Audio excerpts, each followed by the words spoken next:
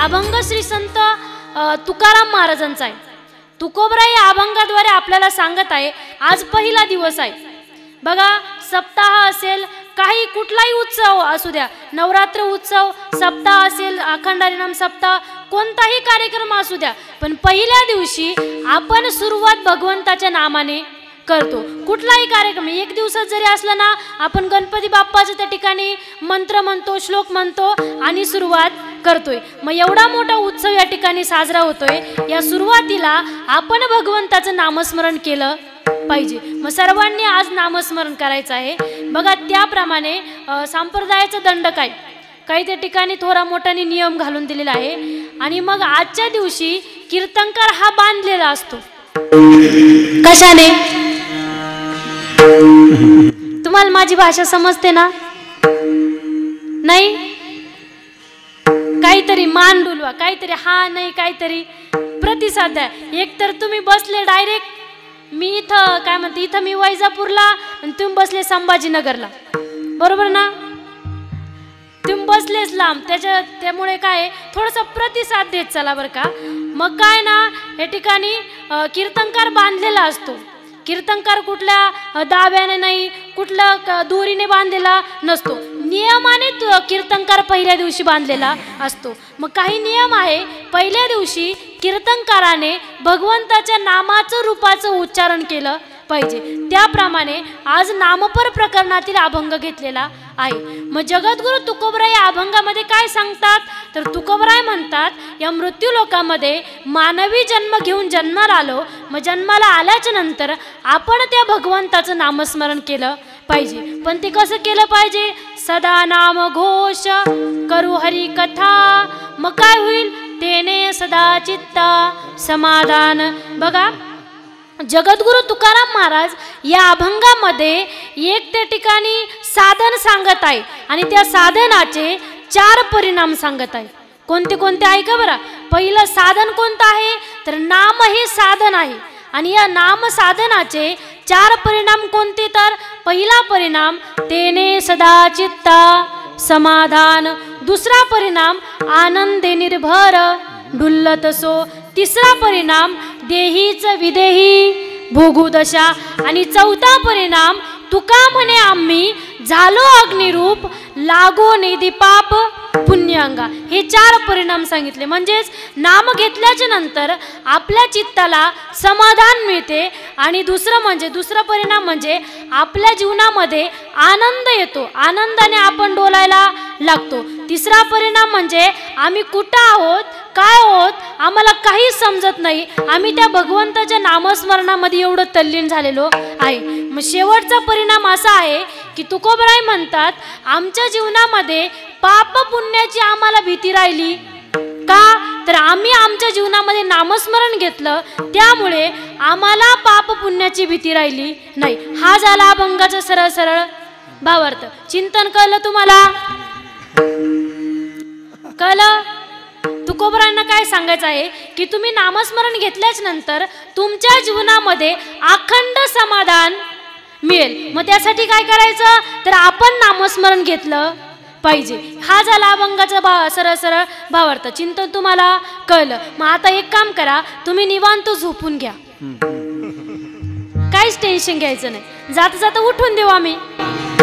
बघा, मी का म्हणते माहिती की असं काही लोकांना घरून अगदी फ्रेश निघतात बरं का, त्यांना वाटतं 2 तासाचं कीर्तन असतंय, 1.5-2 तासाचं कीर्तन असतंय, गेलं पाहिजे, बसलं पाहिजे, ऐकलं पाहिजे, घरून अगदी फ्रेश निघतात, मेकअप करून अगदी फ्रेश निघतात, पण इथं आल्या आल्या या धर्ममंडपामध्ये बसल्या बसल्या त्यांना डुकली येते, त्यांची झोपच त्यांना उमजू देत नाही। मग ज्यांना कीर्तनामध्ये आल्याच्या नंतर, प्रवचनामध्ये आल्याच्या नंतर झोप येत असेल, बघा जी सप्ताह कमिटी आहे ना, त्यांनी वाईट वाटून घ्यायचं कारण नाही का, तर लोक झोपतातच।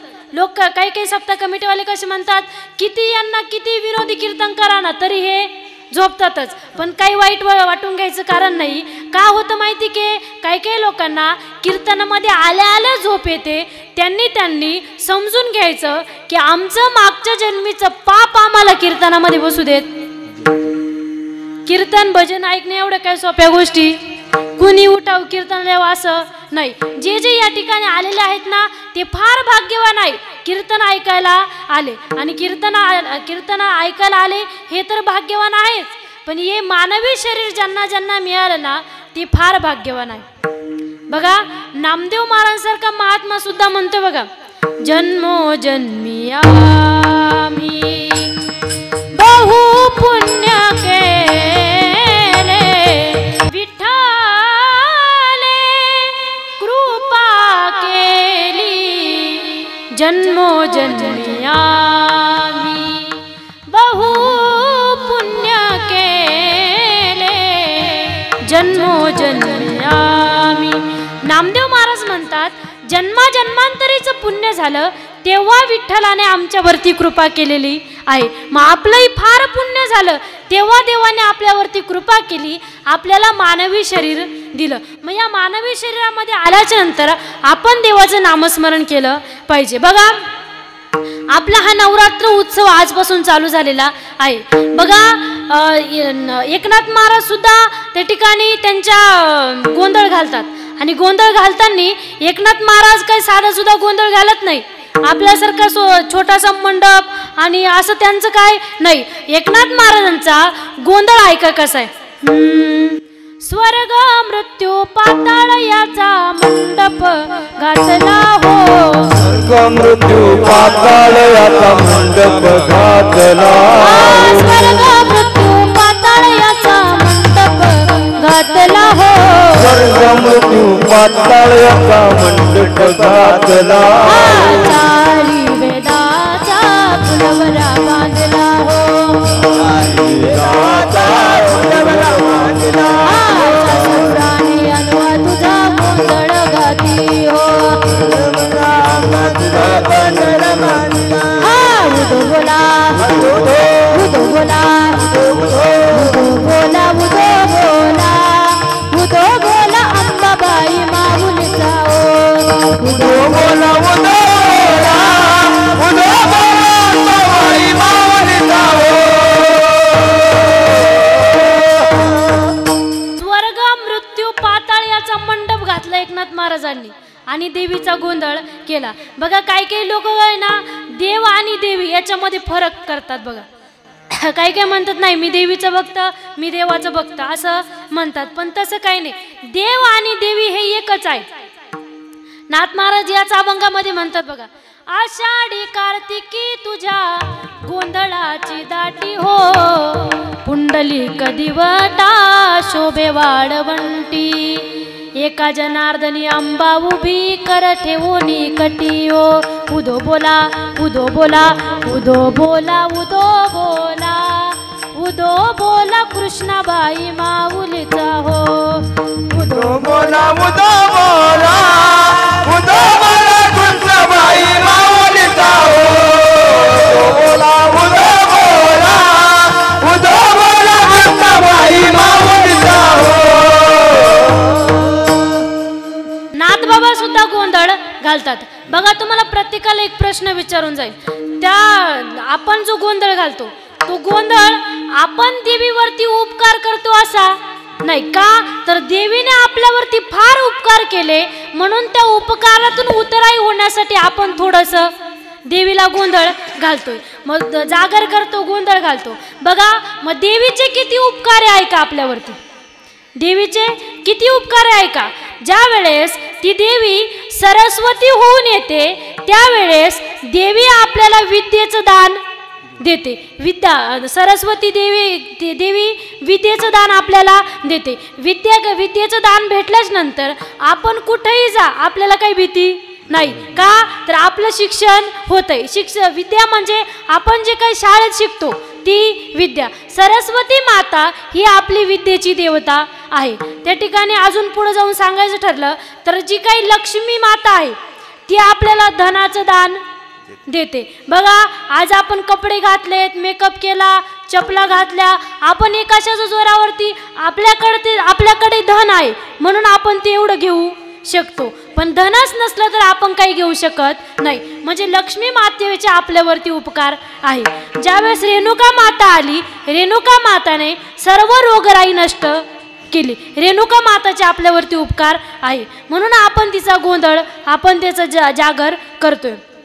मग बघा, तुम्हाला सगळ्यांना एक प्रश्न विचारेन, आपल्या विश्वामध्ये पहिला गोंधळी कोण होता? माहिती कोणाला? आपण भरपूर दिवसापासून सालाबादाप्रमाणे नवरात्र उत्सव साजरा करतो, पण पहिला गोंधळी कोण आहे आपल्याला माहिती का? नाही. बघा, तुम्हाला सांगून जाईन, या विश्वामध्ये पहिला गोंधळी जो होता त्याचं तुम्हाला थोडासा दृष्टांत सांगते आणि तुम्हाला समजेल. म्हणजे बघा, ब्रह्मदेवाचे 2 पुत्र होते, नारद महर्षी आणि दक्ष, राजा दक्ष. बघा, ब्रह्मदेवाचे 2 पुत्र होते. नारद महर्षी भजनामध्ये तल्लीन होते. मग ब्रह्मदेवाने काय केलं, दक्षाकडे गेल्याच नंतर दक्षाला सांगितलं, बघ तू आता एक काम कर, तू सर्व ही सृष्टीची जी निर्मिती आहे, निर्मिती करण्यासाठी तू मला मदत कर. दक्षाला सांगितलं, तू मला मदत कर. मग दक्षाने सांगितलं, ठीक आहे, हो बाबा, मी तुमची मदत करेल. मग दक्षाने काय केलं तर 10,000 पुत्रांची निर्मिती केली. 10,000 पुत्रांची निर्मिती झाल्याच नंतर दक्षाने त्या पुत्रांना सांगितलं, बघा तुम्ही आता एक काम करा, तुम्ही तपश्चर्याला अरण्यामध्ये जा, हिमालयात जा. हिमालयात तपश्चर्या करून आले की मग मी तुमचं लग्न लावून देईन, तुमचं शुभमंगल करून देईल. मग शुभमंगल झाल्याच नंतर तुम्ही पण मला या विश्वाची निर्मिती, सृष्टीची निर्मिती करण्यासाठी मदत करू लागा. मग 10,000 पुत्र तपश्चर्या करायला हिमालयात गेले. हिमालयातून तपश्चर्या, घनघोर अशी तपश्चर्या केली. तपश्चर्या करत करत येत होते आणि मध्येच त्यांना शेंडीवाला बाबा भेटला. कोण? कुठं ना कुठं आहेच नारद महर्षी, कुठं ना कुठं आहेच. नारद महर्षी भेटले आणि नारद महर्षी म्हटले, कुठं चालले? मग ते म्हटले, आम्ही आता घरी चाललो. मग असं म्हटल्याच नंतर नारद महर्षी म्हणताय, तुम्ही एवढी तपश्चर्या केली आणि आता घरी चालले, घरी जाऊन नेमकं काय करणार? मग ते मुलं म्हटले, बघा आमच्या वडिलांनी आम्हाला पाठवलेलं आहे तपश्चर्याला, तपश्चर्या करून गेलं की मग ते आमचं लग्न लावून देणार. मग नारद महर्षी म्हटले, काय वेडे झाले तुम्ही, एवढी तपश्चर्या केली आणि लग्न करून कोणाचं भलं झालं? कोणाचं झालं? नाही, तुम्ही केलं नाही का? केलं ना. कोणाचं भलं झालं? कुणाचंच नाही. नारद महर्षी असं म्हणताय. मग ते मुलं म्हणताय, नेमकं तुम्ही आम्हाला सांगताय लग्न करून कुणाचं भलं झालं नाही, आम्हालाही मान्य लग्न करून कुणाचं भलं झालं नाही, पण तुम्ही कोण आम्हाला सांगताय? तुम्ही कोण? नारद महर्षी म्हणतात, मी तुमचा अंकल. अंकल म्हणजे चुलता, बरोबर आहे की नाही? मी तुमचा चुलता आहे. तुझे जे वडील आहेत ना, तुमचे वडील, ते माझे लहान भाऊ आहे आणि मी त्यांचा मोठा भाऊ नारद महर्षी. मग ते म्हटले, ठीक आहे, तुम्ही आमचे चुलते ना, मग तुम्ही आमच्या हितासाठी सांगत असेल. ते परत गेले तपश्चर्याला हिमालयात निघून. हिमालयात गेल्याच नंतर मग दक्षाला तिकडं राग आला. नारदाने आपल्या सृष्टी निर्मितीमध्ये विघ्न आणलंय, दक्षाला राग आला. पण दक्ष थोडंसं शांततेमध्ये दक्षाने काय केलं, जाऊ द्या म्हटलं, ते गेले. आता परत 10,000 पुत्रांची निर्मिती केली दक्षाने आणि परत ते तपश्चर्याला पाठवलं. त्यांनाही सांगितलं, तपश्चर्या करून या, इथं आल्याच्या नंतर तुमचं मी लग्न करून देईन आणि मग तुम्ही मला सृष्टीची निर्मिती करायला त्या ठिकाणी काम करा तुम्ही सृष्टीच्या निर्मितीचं. मग असं म्हटल्याच नंतर ते 10,000 पुत्रही निघून गेले. त्यांनी तपश्चर्या केली आणि तपश्चर्या करून येत होते. येता येता त्यांना मध्येच कोण भेटले? नारद महर्षी. नारद महर्षी पुन्हा भेटले. नारद महर्षींचं भजन चालू होतं, नारायण नारायण श्रीमन नारायण नारायण नारायण. नारद महर्षींचं भजन चालू होतं. भजन करता करता ते पुत्र आले आणि नारद महर्षींनी त्या पुत्रांना थांबवलं. थांबा म्हटले, कुठं गेले होते? ते म्हटले, आम्ही तपश्चर्या करायला गेलो होतो. आणि मग नारद महर्षी त्यांनाही म्हणतात, लग्न करून कुणाचं भलं झालं, जा परत तपश्चर्या करायला. ते पण पुन्हा गेले. म्हणजे असे 20,000 पुत्र नारदाने परत काढून दिले. दक्षाला यावेळेस लईच राग आला. आल्याच्या नंतर दक्ष नारदाकडे आला. नारदाकडे आल्यावरती नारदावरती रागवतोच. त्याला म्हणतोय, मी सृष्टी निर्मितीसाठी 20,000 पुत्र निर्माण केले, तू प्रत्येकालाच काढून देतोय. आणि मग तो रागावला आणि रागवून त्याला शाप दिला नारदाला. दक्षाने त्याला असं नारदाला शाप दिला दक्षाने. कोणता? तर तू ना कधीच तू कुणाला असं शांतपणे उभं राहून उपदेश करू शकत नाही. नारद महर्षी शांत राहतात का? सारखं त्यांच्या पायाच्या चाळा चालू आहे. हा दक्षाने दिलेला त्यांना श्राप आहे. मग तेवढ्यात ब्रह्मदेव आले. ब्रह्मदेव म्हणताय, बघ दक्ष, तू जो काही त्या ठिकाणी श्राप दिला ना, तू ते काही चांगलं केलं नाही, तू वाईट केलंय. एका साधूला तू श्राप दिला, ते वाईट केलंय. दक्ष म्हणतो, नाही नाही, मी काय वाईट केलं नाही, त्यांनीच माझ्यासोबत वाईट केलं. माझ्या 20,000 पुत्रांना त्यांनी तपश्चर्याला काढून दिलं, माझ्या कामामध्ये त्यांनी विघ्न आणलं. मग ब्रह्मदेवाने सांगितलं, बघ, तू जे काही पुत्र निर्माण केले होते ना, ते धड स्त्री नव्हते, धड पुरुषे नव्हते, ते किन्नर होते. आणि मग त्यांचं जर तू लग्न लावलं असतं तर भयंकर तुझ्याकडनं पाप झालं असतं. म्हणून नारदाने ते पुन्हा तपश्चर्या करायला पाठवून दिले. मग दक्षाला त्याची चुकी समजली. मग दक्ष म्हटला, बघ, माझ्यावरती फार मोठा दोष लागलाय. एका साधूला मी श्राप दिला, मला लय मोठा दोष लागला.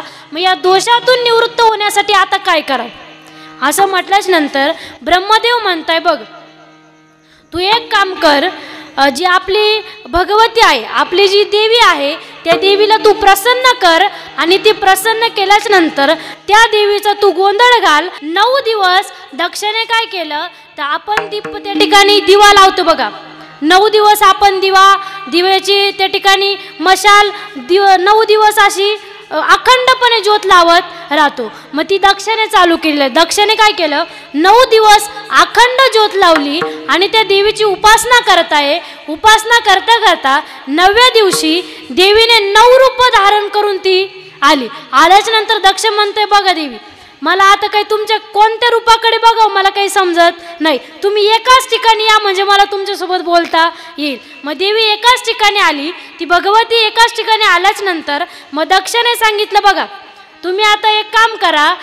देवी म्हटली, तुला काय लागतं, प्रसन्न कशासाठी केलं ते मला सांग. मग दक्षाने सांगितलं, आता तुम्ही एक काम करा, माझ्या जन्मी माझ्या पोटाला तुम्ही जन्म घेऊन या, माझ्या पोटी जन्म घ्या तुम्ही. मग असं म्हटल्याच नंतर ती देवी भगवती म्हणते, बघ दक्षा, मी जन्म घ्यायला काय नाही, पण माझं जे स्वरूप आहे ते फार भयंकर आहे, एवढं तुला काही सोसवणार नाही. मी जन्म घेईन, पण माझी त्या ठिकाणी तुझ्याकडनं आवेलना व्हायला नको, जर झाली तर चांगलं होणार नाही. मग दक्षाने सांगितलं, तुझ्या काय अटी ते मला सांग आणि माझ्या पोटी जन्म घे, मी तुझी सर्व इच्छा पूर्ण करेन. मग त्या देवीने भगवतीने सांगितलं, मी तुझ्या पोटी सती म्हणून जन्माला येईल. मग सती होऊन जन्माला आल्याच्या नंतर एक काम करायचं, मी ज्यावेळेस उपवर होईल त्यावेळेस माझा विवाह महादेवाशी लावून द्यायचा.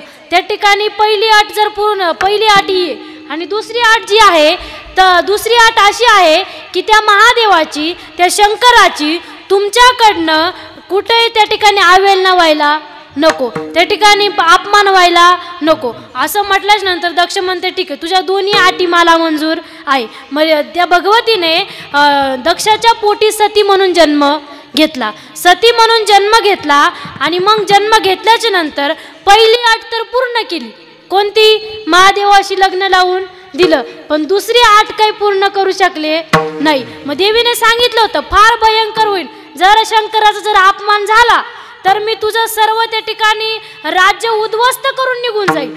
मग देवीने तसंच केलं, दक्षाचं सर्व राज्य त्या ठिकाणी उद्ध्वस्त करून गेलं. मला यातून एकच सांगायचं आहे, आपला विषय पुढे गेला, पण यातून एकच सांगायचं आहे, या विश्वामध्ये पहिले गोंधळी होते दक्ष महाराज. त्या ठिकाणी दक्ष हे पहिले गोंधळी होते आणि त्या भगवतीची त्यांनी प्रार्थना केली आणि गोंधळ घातला. मग आपणही त्या भगवतीची प्रार्थना करतो, गोंधळ घालतो आणि त्या देवीची उपासना करतो. मग त्या नवरात्र उत्सवाच्या निमित्ताने आज या ठिकाणी पहिल्या दिवसाच्या निमित्ताने आज त्या ठिकाणी नामपर प्रकरणातील अभंग आहे. मग तुकोबराय या अभंगामध्ये नामाचं महत्त्व सांगतात.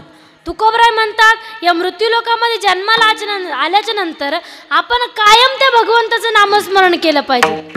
पहिला शब्द टाकला बघा, सदा.